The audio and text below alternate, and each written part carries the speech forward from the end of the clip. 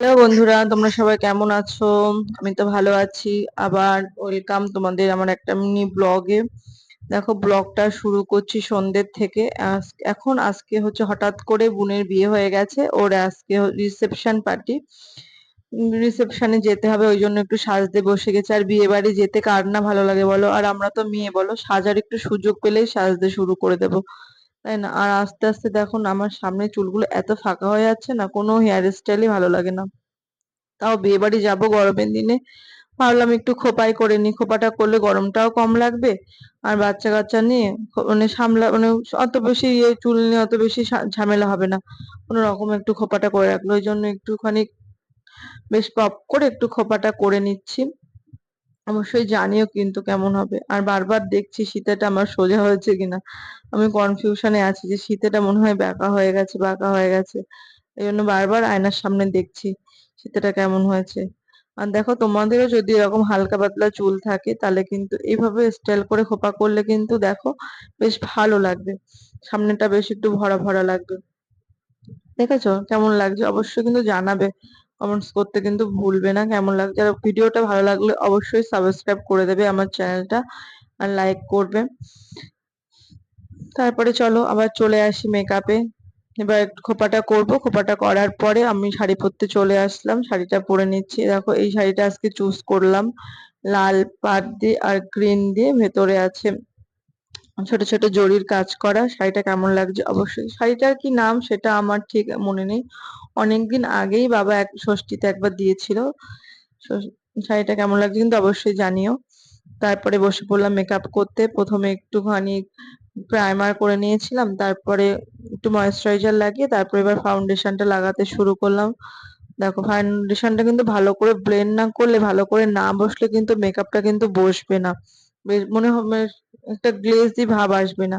তারপরে লাগিয়ে নিলাম একটু হালকা করে প্রাইমার। প্রাইমারটা লাগাতেই হবে, কেন বলো তো? না হলে না একটু বেশ গ্লেজি গ্লেজি ভাবটা আসে না। আর একটা কোনো পার্টির অনুষ্ঠানে গেলে বেশ একটু প্রাইমারটা লাগালে বেশ ভালো লাগে। অবশ্যই কিন্তু জানিও কেমন লাগছে। তারপর একটু সেটিং স্প্রে দিয়ে মুখটা মানে মেকআপটা সেট করে নিলাম। তারপরে যেটা মেন পার্ট সেখানে চলে আসবে, এটা আইলাইনার পরতে হবে। দেখো, আস্তে আস্তে করে আইলাইনারটা পরে নিচ্ছি।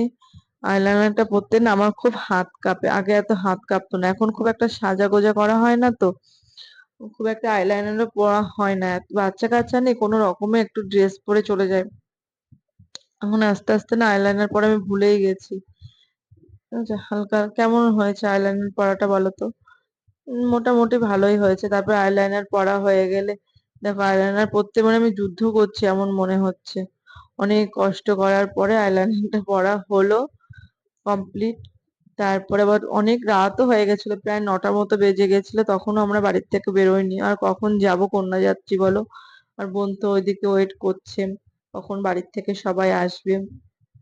কিন্তু আমাদের এই মেয়েদের এই একটা সাজাগুজু করতে যে এত সময় লাগে, আমি সেই বসেছি 5টার থেকে সাজছি, কিছুতেই সাজা হচ্ছে না। আমার খোপাটা কেমন হয়েছে অবশ্যই কিন্তু জানিও। যাদের সামনে এরকম হালকা চুল, এভাবে কিন্তু একটুখানি বেশ পেঁচিয়ে পেঁচিয়ে খোপাটা করলে কিন্তু ভালো লাগবে। তারপরে দিয়ে নিলাম একটু মাস্কারা। মাস্কারা দেওয়ার পরে দেখো চোখটা বেশ সুন্দর লাগছে, এবার একটু বেশ বড় বড় চোখ মনে হচ্ছে। মাস্কারা না দিলে না আই মেকআপটা যেন কমপ্লিটই হয় না। তারপরে মস্কারা দেওয়ার পরে আমরা এবার সমস্ত কিছু রেডি করে নেওয়ার পরে দেখো চলে এসেছি বিয়ে বাড়িতে। বিয়ে বাড়ির সেই যে সামনে গেটটা করেছিল, বেশ সুন্দর ঢুকে গেছি বিয়ে বাড়িতে। দেখো কত লাইটিং, লাইটিং এ কেমন লাগছে। এই যে আমার বোন, ওর সাথে কিছু ভিডিও করছি, ভিডিও করে নিলাম। দেখো ক্যামেরাম্যান আছে, আর খুব ব্যস্ত ছিল, এই ডাকছিল ও ডাকছিল। আর ওকে কেমন লাগছে অবশ্যই কিন্তু জানিও। এই যে প্যান্ডেলটা উপরে বেশ সুন্দর একটা ডিজাইন করেছিল। তারপরেই পকোড়ার বাটি নিয়ে চলে আসছি পকোড়া খেতে। ছেলেকে দেখাচ্ছিলাম, ওই দেখ দোলনা, বেশ সুন্দর একটা দোলনা ছিল, দোলনাটা খুব পছন্দ হয়েছিল। তারপরে পাতে পড়ে গেছিল ভাত ডাল মাছ। অবশ্যই